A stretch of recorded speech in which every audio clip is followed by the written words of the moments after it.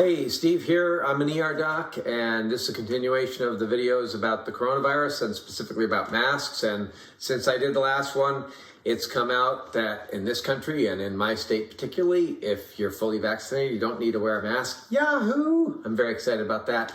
So why is it still relevant? Well, it's still relevant because people are still getting admitted to the hospital.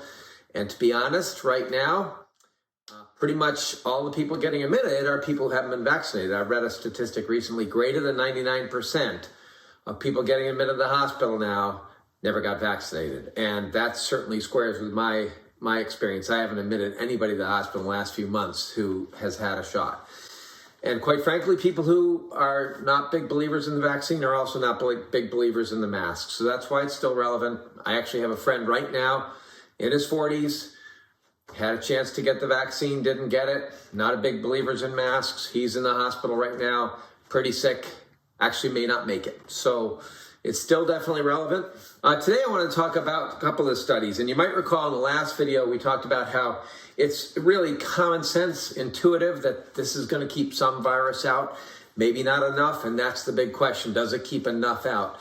And that's a question for studies. I'm going to look at the Danish study today. That's one of the first studies that was done. It was done in April of 2020. It was done in Denmark. That's why it's called the Danish study. What they did was they gave a bunch of masks to one group, and they said, wear these whenever you go out in public. And the other group, they didn't give any masks, and they said, don't wear anything. You're going to die. Actually, they didn't say they're going to die. But they said, don't wear these because we got to figure out if masks work for this pandemic. That was the Danish study. And these are the headlines I saw when the headlines came out in July of last year. Danish study definitively shows that masks don't work in preventing COVID transmission. When I saw that, I thought, that's interesting. I'll have to take a look at it. And so I looked up the study, and that's what happened. So what did the study find? It found that there was no statistically significant difference between the two groups in terms of COVID infections, which kind of sounds like masks don't work. So what am I complaining about, right? Well, you guys who are not math challenged out there heard me say statistically significant difference, and you know what I'm talking about there. So I could go into a 20-minute discussion of statistics right now and explain what that means.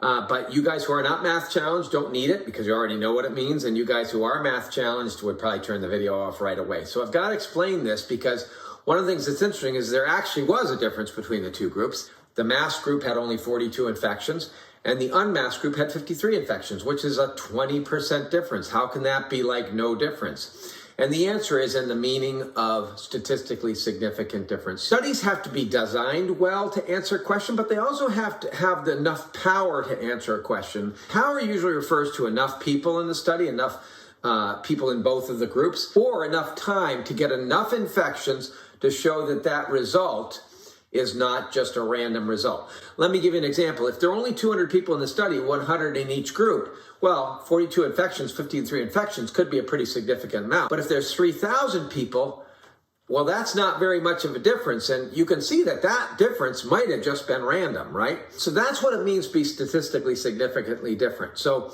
this study was designed okay to answer the question, but it wasn't powered well enough to really answer the question. So when you do have a difference like that, and it doesn't reach what they call statistical significance, usually what that means is the data is trending towards a positive result. You see, there's three parts of the studies. I said the methods, the first part, the results, the second part. The interpretation is where they go through all the statistics, crunch the numbers, and they give you the answers to what the study does actually show.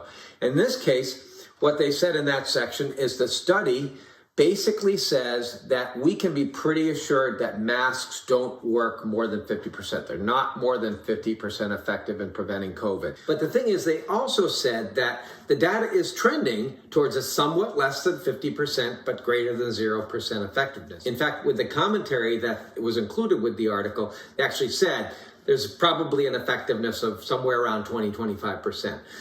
Which is kind of a lot different from saying that masks don't work, and especially from saying that Danish study definitively shows that masks don't work. So what they're basically saying is that if we had more time, more people, Probably the most likely result we would have gotten from the data as it was trending was probably around a 20% or so effectiveness for masks. Now, can they pin it down? No, they can't, because they didn't have enough people or enough time. That's what power of a study means. So I bring this up because it's not a great study in proving that masks work, but it's a really good study for showing how people can come online and pluck one little statement out of a study and make it say what they want, even if it's not true. This study did not prove that masks don't work, okay? It basically suggested that the data we have from this study is suggesting that they work kind of well, but not very well. Definitely don't work very well. That's what this study proves, which is, you know, looking back on it, it's kind of similar to what we thought when we started here, that these masks probably work kind of, but probably not very well. That's the study, the Danish study. Probably the best studies at this point are the epidemiological ones. I'm going to take a look at one of those in the next video. So hope you liked it. Thanks for watching. See ya.